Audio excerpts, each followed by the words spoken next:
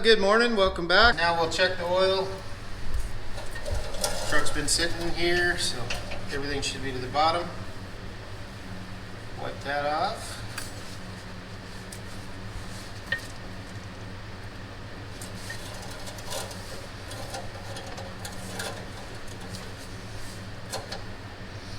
Make sure it's all the way in.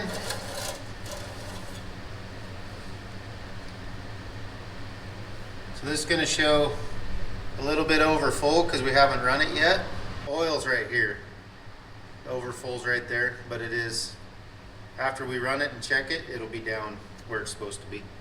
Fire it up real quick. Okay, so when I first started them up after changing the oil, you want to make sure you got oil pressure. So the oil pressure came up, so that's good. All right, we'll check the oil one last time just to make sure it's good. Pull this out, wipe it off.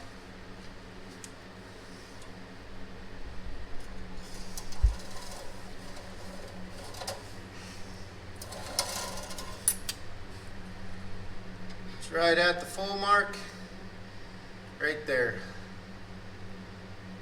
So good to go.